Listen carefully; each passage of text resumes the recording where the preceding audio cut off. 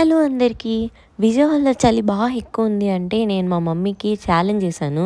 విజయవాడలో చలి అసలు చలే కాదు. హైదరాబాద్ రా నువ్వు అని చెప్పేసి. కానీ నేనొచ్చి 2 డేస్ అవుతుంది. నేనసలు బెడ్ దిగడం కాదు కదా! కనీసం హాల్‌లోకి కూడా రాలేకపోతున్నాను.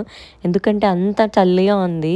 అండ్ ఎర్లీ మార్నింగ్ మా డ్యాడీకి లంచ్ బాక్స్ కోసం అని చెప్పి మా మమ్మీ మా ఫ్యామిలీ అంటే లైక్ మా సైడ్ స్పెషల్ అనమాట ఇది. కంది పచ్చడి అంటారు. ఎంతమందికి తెలుసు మీలో? సో, స్టవ్ వెలిగించుకొని, గిన్నె పెట్టుకొని, కందిపప్పు, ఎండుమిర్చి వేయించుకోవాలనమాట. అండ్ దాని తర్వాత చింతపండు నానబెట్టుకోవాలి. అండ్ వెల్లుల్లి కూడా ఇంపార్టెంట్. నాకు వెల్లుల్లి అంతగా నచ్చదు. నేను స్కిప్ చేస్తాను. కానీ మా మమ్మీ టేస్ట్ చాలా బావుంటుంది వెల్లుల్లి యాడ్ చేస్తే అని చెప్పేసి యాడ్ చేశారు.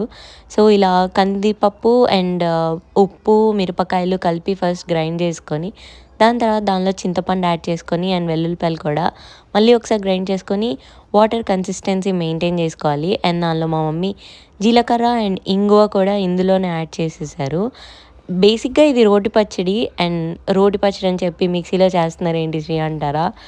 రోళ్ళు ఇప్పుడు లేవు కదండీ! అందుకే మిక్సీలో చేస్తున్నారు.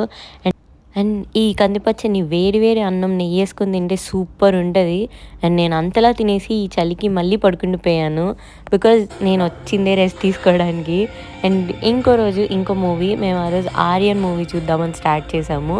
బేసిక్‌గా నా రొటీన్ ఇదే అయిపోయింది. వచ్చి 2 డేస్ అవుతుంది. మా మమ్మీ హాయిగా పెడుతుంది. తింటున్నాను. మూవీ ఎతుక్కుంటున్నాము ఇద్దరము. హాయిగా కబుర్లు చెప్పుకుంటున్నాం. మూవీ చూస్తున్నాం.